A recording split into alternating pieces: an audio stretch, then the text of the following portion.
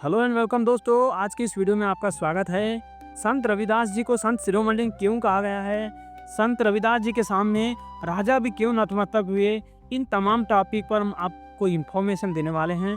और आज की इस वीडियो में आपको हमारे प्रोफेसर्स के माध्यम से भी कुछ तमाम जानकारी इनके बारे में हम देंगे, जो कि आपके जीवन को परिवर्तित कर सकती है। संत रविदास जी को संत शिरोमणि संत गुरु के उपाधि दी गई। इन्होंने रविदासिया पंथ की स्थापना की और इनके रचे गए कुछ भजन सिख लोगों के पवित्र ग्रंथ गुरु ग्रंथ साहिब में भी शामिल है। इन्होंने जात पात का घोर खंडन किया और आत्मज्ञान का मार्ग प्रशस्त किया। संत रविदास जी का जन्म 1376 ईस्वी में उत्तर प्रदेश के वाराणसी के गोवर्धनपुर गांव में हुआ था। उनका जन्म ऐसे समय में हुआ था जब उत्तर भारत के कुछ क्षेत्रों में मुगलों का शासन चल रहा था और चारों तरफ अत्याचार, गरीबी, भ्रष्टाचार और अशिक्षा का बोलबाला था। उस समय मुस्लिम शासकों द्वारा प्रयास किया जाता था कि अधिकांश हिंदुओं को मुस्लिम बनाया जाए।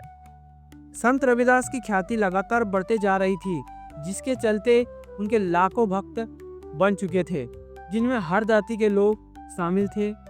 यह सब देखकर एक मुस्लिम सदना पीर उनको मुसलमान बनाने आया था। उनका सोचना था कि यदि रविदास जी मुसलमान बन जाते हैं तो उनके लाखों भक्त भी मुस्लिम हो जाएंगे। ऐसा सोचकर उन पर हर प्रकार से दबाव बनाया गया, लेकिन संत रविदास जी ने किसी हिंदू या मुस्लिम से नहीं बल्कि मानवता से मतलब बताया। रविदास जी ने सीधे सीधे शब्दों में लिखा है कि रैदास जन्म के कारणे होत न कोई नीच, नरको नीच कर डारी है उच्च कर्म की नीच। यानी कोई भी व्यक्ति सिर्फ अपने कर्म से नीच होता है। जो व्यक्ति गलत काम करता है वो नीच होता है। कोई भी व्यक्ति जन्म के हिसाब से कभी नीच नहीं होता। संत रविदास ने अपनी कविताओं के लिए जन साधारण को ब्रज भाषा का प्रयोग किया है। साथ ही इसमें अवधी, राजस्थानी, खड़ी बोली, रेपता यानी उर्दू फारसी के शब्दों का भी मिश्रण किया है। रविदास जी के लगभग 40 पद सिख धर्म के पवित्र धर्म ग्रंथ गुरु ग्रंथ साहिब में भी सम्मिलित किए गए हैं। कहते हैं कि रामानंदाचार्य वैष्णव जी भक्ति धारा के महान संत है। संत रविदास जी उनके शिष्य थे। संत रविदास तो संत कबीर के समकालीन व गुरु भाई माने जाते। स्वयं कबीरदास जी ने सतन में रविदास कहकर इन्हें मान्यता दी है। इस अवसर पर आदरणीय चंद्रलाल चौधरी जी द्वारा कुछ व्याख्यान।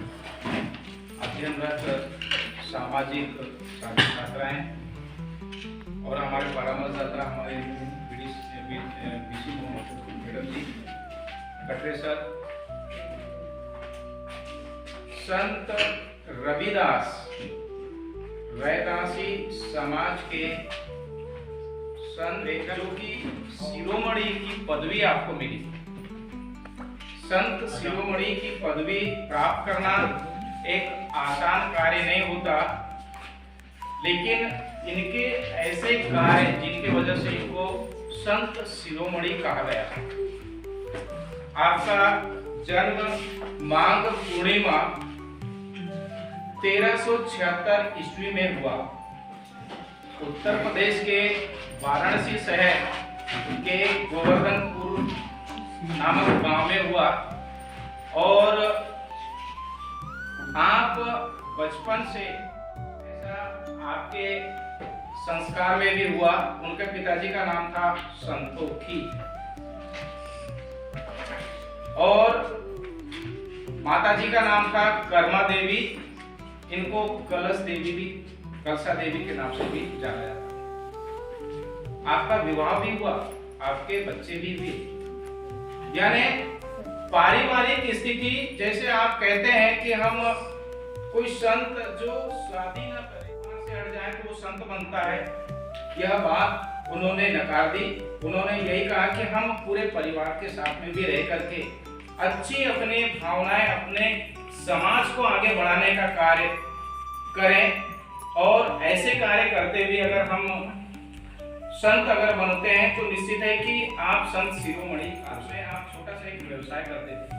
तो आपका व्यवसाय भी ऐसा था कि जो आज हम उसको तो अच्छा स्तर का मानते हैं, लेकिन पहले चर्मकार व्यवसाय, क्योंकि आप चर्मकार रैदास यानी जो समाज उन्होंने अपना नाम दिया समाज को, लेकिन उन्होंने नाम दिया, पहले इनको चर्मकार के रूप से कहा जाता था। और उस समय में क्या हुआ कि उत्तर प्रदेश में ब्राह्मणवाद का कार्यक्रम चलता था, उच्च नीच की भावनाएं चलती थी। सन 1375-76 के ईस्वी के समय में हमारे यहाँ तो कहीं ना कहीं हमारे देश में कुछ क्षेत्र में उच्च नीच की भावनाएं थी। उन बातों को लेकर के हमारे समाज काफी एक प्रकार से जो निम्न वर्ग के लोग थे वो भेदभाव के कार्यक्रमों में दबते जा रहे थे।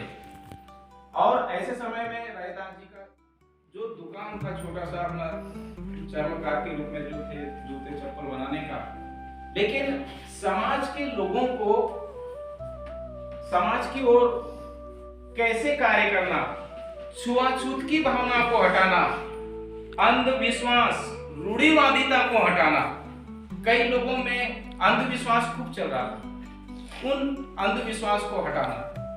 वहां के एक राजा थे, किसी एक ऋषि मुनि जब वहां पर ब्राह्मण आए तो उनके पास में उन्होंने कहा कि गंगा मैया का आप पूजा पाठ करते हैं, श्री हरि विष्णु जी का पूजा पाठ करते हैं, तो विष्णु जी आपको कुछ देंगे क्या, गंगा मैया देगी क्या? तो उन्होंने कहा हाँ, मैं अगर मन से अगर मांगूंगा तो गंगा मैया मुझे देती है, आपको भी दे सकती है, आप भी अपने मन से अगर मांगेंगे। तो उनको कहा कि ठीक है कि आप चले जाएंगे गंगा मैया के पास में, आप जानते हैं वाराणसी क्षेत्र जो गंगा का किनारा है। तो ब्राह्मण वहां गया और उन्होंने ध्यान किया गंगा मैया को, तो गंगा मैया ने उन्हें कंगन दिया सोने। ब्राह्मण को बात बची नहीं, ब्राह्मण ने सीधे वहां के राजा के पास में उस कंगन को दे दिया। कंगन को दिया तो बताया कि बात ऐसी है कि हम रैदास जी के पास गए थे और उन्होंने कहा था कि आप गंगा मैया को अगर स्मरण करेंगे तो गंगा मैया जो भी आप मांगेंगे तो वो देगी। और उन्होंने स्मरण किया और मुझे ये कंगन प्राप्त हुआ। तो राजा ने कहा कि ब्राह्मण आपको तो ये कंगन क्या करोगे, क्योंकि आप भिक्षाटन करने वाले, क्योंकि मेरी महारानी को अगर मिल जाएगा तो बहुत अच्छा होगा। तो महारानी को कंगन दे दिया गया। वैवाहिक जीवन में तो कंगन की बहुत मांग है, आजकल तो खैर एक कंगन से भी काम चलता है, बिना कंगन से भी काम चलता है। तो उनकी पत्नी के कहने पर, रानी के कहने पर वहां के राजा ने रैदास जी को अपने दरबार में बुलाया। लेकिन संत रैदास जी दरबारी कवि नहीं थे और दरबारी संत नहीं थे, धन मोह माया से काफी दूर थे। उन्होंने कहा कि मैं आपके दरबार में नहीं आ सकता, बल्कि आपको अगर आना है तो आप यहाँ आइए। एक समय के लिए वहां के राजा काफी क्रोध में भी हुए, लेकिन बार बार उनके ऐसा कहने पर वो नहीं आए, इसलिए रैदास जी के स्वयं झोपड़ी में आए, गुस्से में तो थे। रैदास जी को पूछा गया कि आप भगवान विष्णु के पुजारी हैं? उन्होंने कहा हाँ। गंगा मैया की पूजा करते हैं? हाँ। आप भक्त हैं? हाँ। तो जो जूता चप्पल जो बनाते हैं उनके पास में एक गड्ढा होता है जिसको कठौती कहते हैं, चमड़े की होती है, उसमें पानी रखा जाता है। तो उन्होंने कहा कि गंगा मैया तो मेरे हृदय में है, क्योंकि मैं उनको मानता हूँ। आप भी अगर मानेंगे तो आपके भी हृदय में है, आप जो मांगेंगे वो देगी। उन्होंने कहा कि गंगा मैया को मानते हैं, गंगा मैया को प्रकट कर सकते हैं? तो उन्होंने कहा ठीक है, मैं कर सकता हूँ। गंगा मैया की स्तुति की और स्तुति के बाद ही उनके कठौती से गंगा मैया वहां से प्रकट और कंगन भी निकला, दूसरा कंगन, क्योंकि राजा ने मांगा था, वह कंगन निकला और वही कंगन उनको दे दिया गया। उनको पूछा गया कि आपने इतना जो किए हैं तो आप मांगिए, हमको आप क्या मांग सकते हैं? मैं तो दाता ही हूं, मैं तो हर चीज देने को तैयार हूं। आप इस मोह माया से थोड़ा सा हटेंगे तो निश्चित है कि आप भी इस संसार में जो समाज सुधार का कार्य है वो कर सकेंगे। जो ऊंच नीच की भावना है, जैसे हमारे यहाँ से ब्राह्मण जो भी चीज में देता था उसको धुल करके ही उपयोग करते थे, रुपया पैसा को भी करते थे, खाने को तो छूते नहीं थे। इस भावना को आप दूर कीजिए। आपके शासन काल में अगर ऐसा होगा तो निश्चित है कि हमारा समाज एक समाज होगा। तो रैदास जी ने इस प्रकार के कार्य किए। अंधविश्वास के विरुद्ध में उन्होंने लड़ाई लड़े, अंधविश्वास को नहीं मानते थे और समाज में सबको समानता का अधिकार देने का कार्यक्रम पहले ऐसे संत रहे जो उन्होंने किया और इसी वजह से इन्हें संत शिरोमणि की उपाधि प्राप्त हुई। और आज आपकी जयंती है और इस जयंती समारोह के साप्ताहिक कार्यक्रमों में हम कर रहे हैं। इनका जो जयंती का जो कार्यक्रम है हम मांग पूर्णिमा, जो हमारी गई अभी पूर्णिमा, उस समय से लेकर के हम 15 दिन पहले या 15 दिन बाद में भी करते हैं।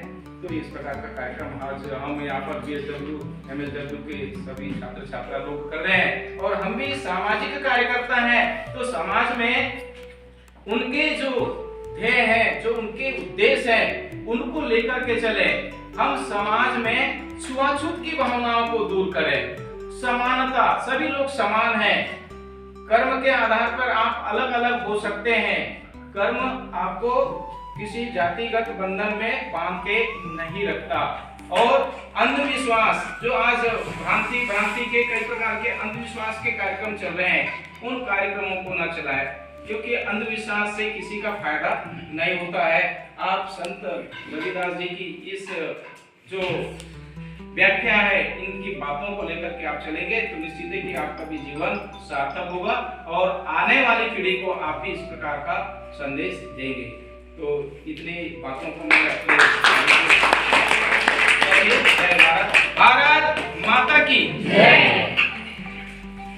कार्यक्रम बालाघाट जिले के अंतर्गत शासकीय महाविद्यालय लालबर्रा में आयोजित किया गया, जो कि मध्य प्रदेश जन अभियान परिषद बालाघाट के तत्वाधान में यह कार्यक्रम आयोजित किया गया। वीडियो पूरा देखने के लिए आप सभी का धन्यवाद। जय हिंद, जय भारत।